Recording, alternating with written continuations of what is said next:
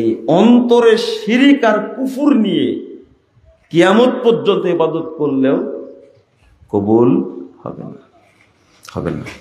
রবকেই চিনেন না আপনি এখন পর্যন্ত, রব চিনেন না আপনি এখন পর্যন্ত। রব কোথায় আছে বলে সব জায়গায় আছে। হইল কার ইবাদত করেন আপনি? রবকে চিনেন না আপনি, তা আর কোন ইবাদত করলে চলবে বলেন তো দেখি। তো এইটাই আবশ্যক। আর আপনি নফল নিয়ে পাড়াপাড়ি করছেন। নফল নিয়ে পাড়াপাড়ি করার কথা বলতে গিয়ে পাগড়ির ফজিলত শুনে সতর বাদ দিয়ে পাগড়ি বেঁধে ফেলেছে, বুঝেননি?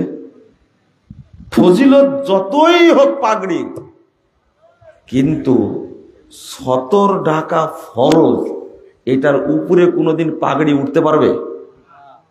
বুঝেননি মনে হয় কথাটা?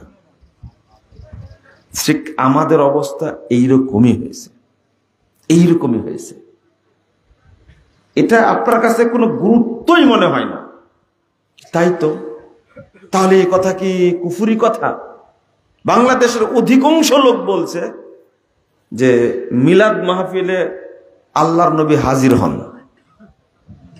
আল্লাহর নবী কি হাজির হন? এই আকীদাটা কি কুফুরি আকীদা না? এই বিশ্বাস যে করে সে কাফের। সে কি কাফের? আল্লাহর নবী মরেননি, তিনি হায়াতুন নবী,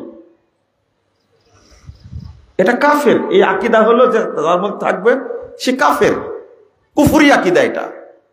যে বলে যে নবী গায়েব জানতেন, গায়েবের একমাত্র মালিক কে? আল্লাহ। তো নবীকে ভাগ দিলেন কেন আপনি? কাফের, কুফরি আকীদা। মক্কার কাফের মুশরিকরাও যে আকীদা পোষণ করতো না, সে আকীদা আমি পোষণ করি। আর বলছে যে জজের কাছে যেতে হলে উকিল লাগে, আল্লাহর কাছে যেতে হলে কি লাগবে? পীর লাগবে। এই কথাটাই মিথ্যা কথা। আমি একটা জিনিস বুঝাচ্ছি, আল্লাহ যে বলছেন অধিকাংশ মানুষ মুশরিক, তার প্রমাণ দিলাম আর কি, প্রমাণ।